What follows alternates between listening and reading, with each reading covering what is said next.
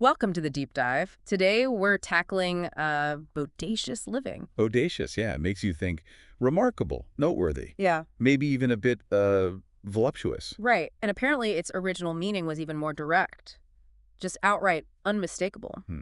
Unmistakable.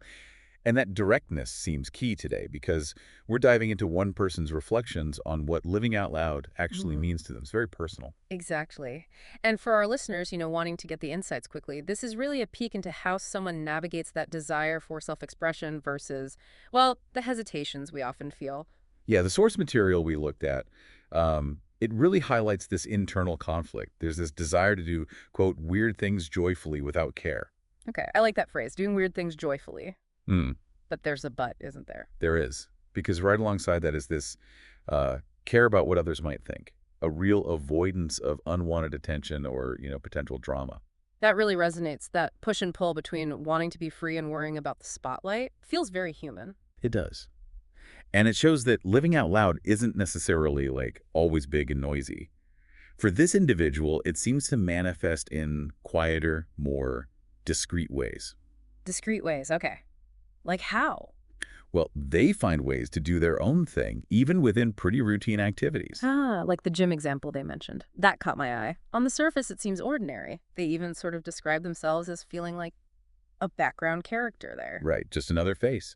But internally for them, that routine is actually a form of personal uh, leveling up, like in a game. It's about personal progress and finding enjoyment in it. So it's finding meaning where you might not expect it, which connects to what listeners often want, those little aha moments, right? Seeing significance in the everyday. Exactly. This idea that routine doesn't have to be just routine. And it hints at this hidden depth, doesn't it? Seeing yourself as background, but also feeling like you're a good talker, just maybe waiting for someone to start the chat. There's something unexpressed there. Definitely. An unexpressed side. And what's really interesting is where they find their satisfaction.